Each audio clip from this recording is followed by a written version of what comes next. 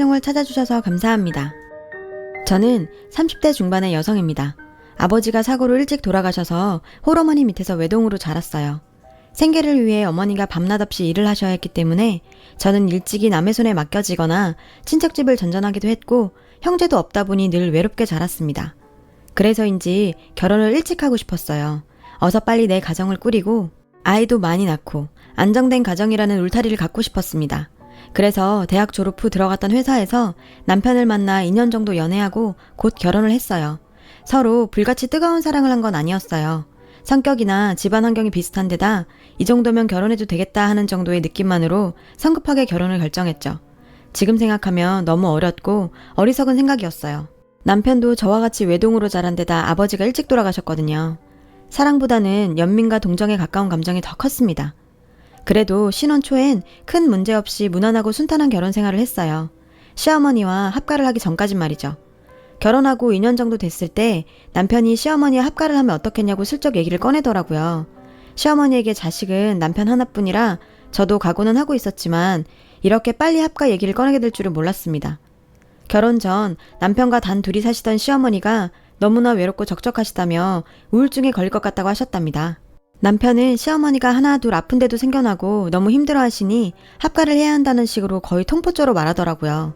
저희는 결혼하고 3년 정도 후에 아이를 갖기로 했는데 이유는 신혼생활을 좀 더 즐기고 육아하는 데 드는 비용을 좀 더 모아놓고 출산하고 싶어서였거든요.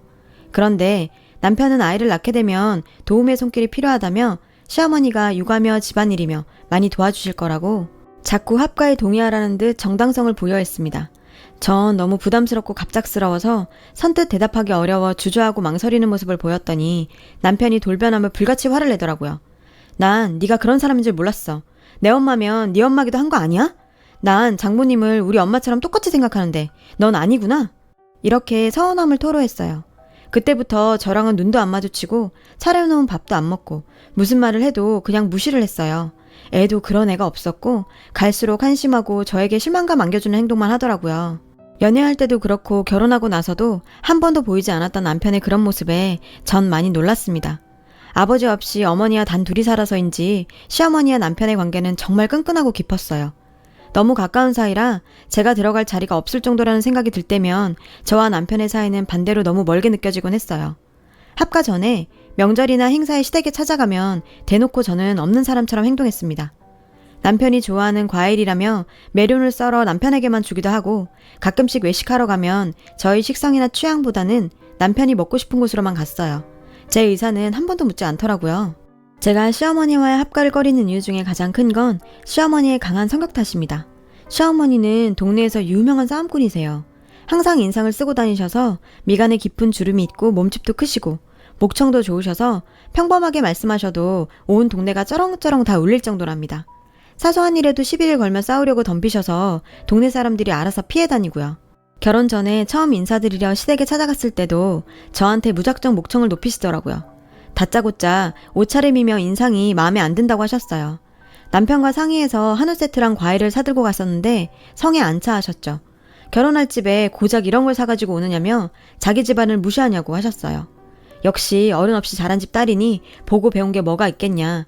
초면에 친정 비하까지 서슴지 않았습니다. 그때 너무 큰 상처와 충격을 받아서 결혼을 망설였는데 남편이 정말 미안하다며 대신 사과를 했고 어머님이 남편 없이 자기를 키워내시느라 성격이 저렇게 되실 수밖에 없었다며 이해해달라고 울면서 매달렸습니다. 원래는 저런 분이 아니고 결혼하면 달라지실 거다. 자기가 더 노력하고 잘 하겠다고요. 그땐 저도 아직 어린 데다 세상 물정을 몰랐고 남편이랑은 문제없이 잘 맞았기 때문에 내가 남편이랑 결혼하는 거지 시어머니랑 하는 거 아니니까 많이 신경 쓰지 말자 하고 가볍게 생각하고 넘겼어요. 그리고 어떤 사람이랑 언제 결혼을 하든 크고 작은 문제들은 다 있는 법 아니겠냐고 생각했고요. 지금 같아선 바로 그때 결혼 생각을 접었어야 했는데 정말 후회가 막심합니다. 그깟 결혼이 뭐라고. 그땐 무엇보다 하루라도 빨리 결혼해서 가정을 꾸리고 싶다는 생각이 너무 강렬했거든요. 아무튼 결국엔 시어머니와 합가하기로 했고 지옥 같은 나날들이 시작됐습니다. 처음엔 남편이 신신당부를 했는지 시어머니도 나름 배려하고 조심하려고 하시는 게 눈에 보였어요. 제가 한 반찬이 입맛에 안 맞거나 제가 집안일이 서툴러도 예전 같으면 바로 불같이 화를 내셨을 텐데 가볍게 넘기거나 모른 척 하시더라고요. 그런 마음이 느껴지고 고마워서 저도 이왕 이렇게 된 거 최대한 어머님께 맞춰드리고 편히 지내실 수 있게 신경 써드리려고 노력했습니다. 결혼과 동시에 일을 그만두고 전업주부로 살던 저는 어머님과 합가 후 자주 부딪힐까봐 신경 쓰기도 했고 까다로운 어머님의 입맛을 맞춰드리고자 오전에는 요리를 배우러 다니려고 했습니다.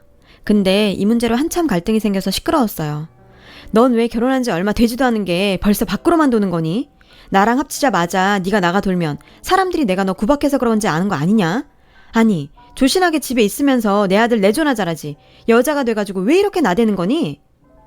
정말 숨이 막히고 황당하더라고요. 남편은 역시나 자기 엄마 편만 들었습니다. 자기도 밖에 다니며 요리 배우는 거 탐탁치 않다며 정 요리가 배우고 싶으면 자기 엄마한테 집에서 배우라고 하더라고요. 기가 찼어요. 시어머니는 요리라고는 전혀 못하시거든요. 그저 드시고 음식 타박만 할 줄 알지 요리엔 전혀 관심도 재능도 없으시거든요. 정말이지 갈수록 숨이 막히고 힘든 나날들이 이어졌어요. 그러던 어느 날 또 다른 쪽으로 불똥이 튀었어요.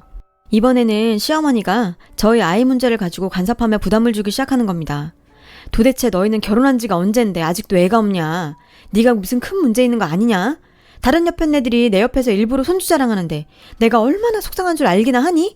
하면서요. 그래서 내년 정도 지나면 아이를 가지려고 한다고 조금만 기다려달라고 했더니 네 나이도 적은 거 아닌데 하루라도 빨리 날 생각을 해야지 왜 자꾸 미루기만 하냐고 또 고래고래 동네가 떠나갈 때 소리를 지르시는 겁니다. 시어머니와는 이렇게 매번 전혀 소통도 안 되고 그렇게 살얼음판을 걷듯 노심초사했어요. 엎친 데 덮친 격으로 이제 남편까지 속을 썩였습니다. 전부터 조금씩 낌새를 채긴 했지만 아무래도 여자가 생긴 것 같았거든요. 회사 일 핑계를 대며 늦게 들어오는 건 기본이고 외박까지 서슴지 않았어요. 무슨 막장 드라마처럼 와이셔츠에 립스틱 자국이며 향수 냄새는 기본이었고요. 남편도 이젠 대놓고 나를 무시하고 바보로 여기는 것 같아 화가 치밀어 올랐습니다. 시어머니와 같이 살고 있으니 뭔가 확실해지기 전까지 이 문제를 대놓고 이야기하기도 어려웠죠. 그리고 시어머니가 이런 문제를 알게 되셨다고 해도 남편 편을 들 게 불보듯 뻔하고요. 마침 남편과 같은 부서에서 일하는 여직원이 제 친구의 동생이에요. 그래서 그 친구가 동생한테 들은 남편 회사 얘기를 저한테 전해주곤 했거든요.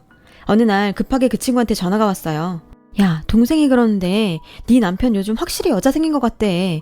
예전보다 굉장히 밝아졌다는데 전화며 카톡이며 수시로 해대고 되게 야해 보이는 여자랑 둘이 손잡고 시내를 모텔 쪽으로 사라지는 것도 직접 봤대.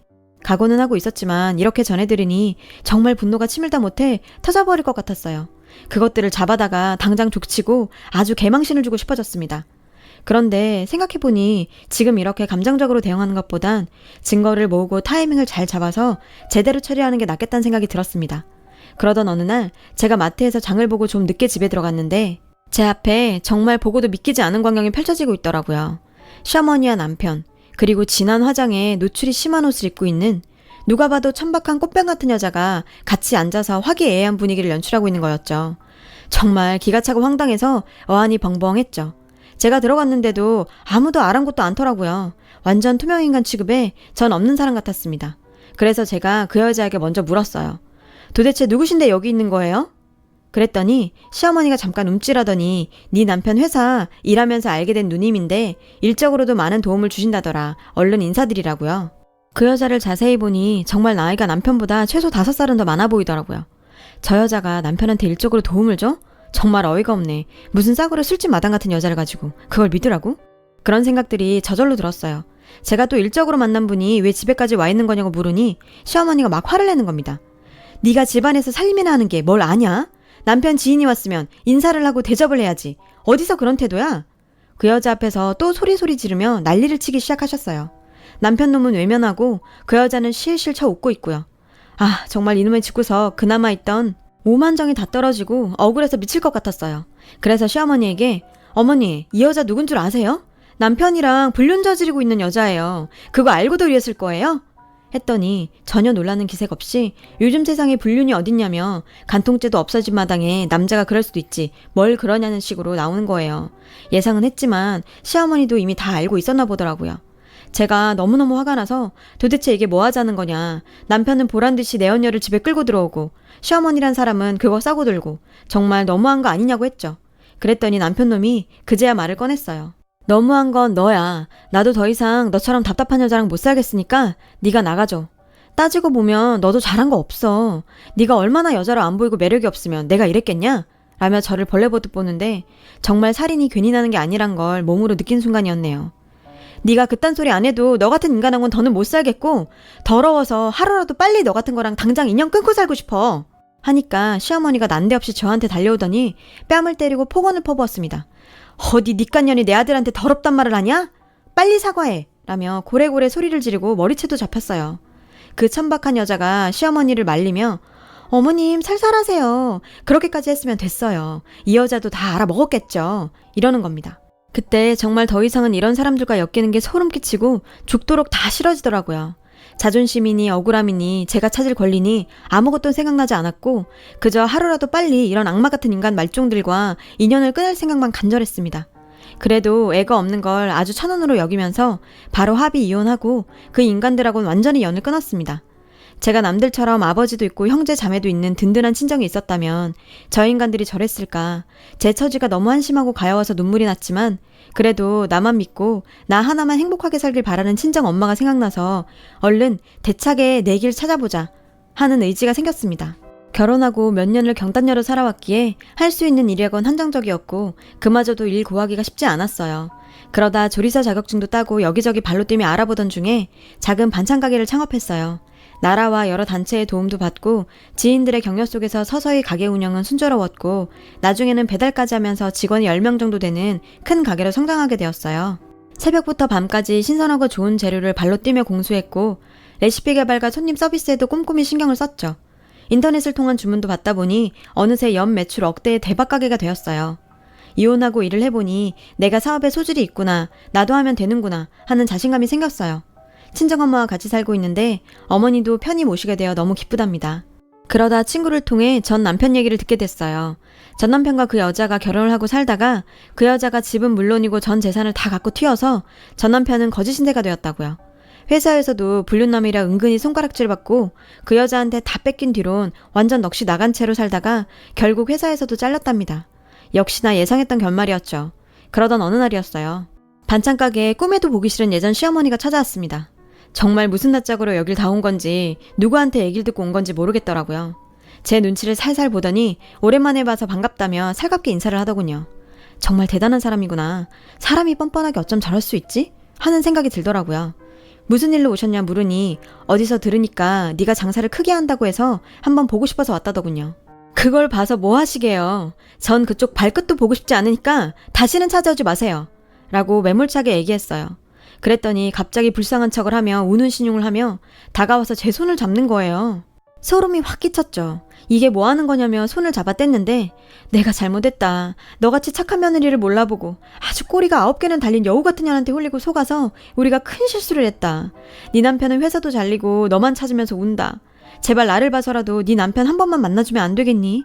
저렇게 계속 두다가 내 잡겠다. 나 걔 잘못되면 못 살아. 너도 알잖니? 뭐라고요? 정말 어이가 없어서 제 남편이요? 말 조심하세요. 제가 당신 볼 게 뭐가 있어서 당신을 봐서 그쪽 아들을 만납니까? 들을 가치도 말할 가치도 없는 말 더 이상 하지 마시고요. 더 이상 남의 영업장 찾아와서 영업방해하지 마세요. 경찰 부를 거예요. 예 아가 그러지 말고 내가 무릎이라도 꿇으마. 제발 한 번만 용서해주면 안 되겠니? 우리가 그년한테 흘려서 제정신이 아니었어. 제발 이렇게 빌게.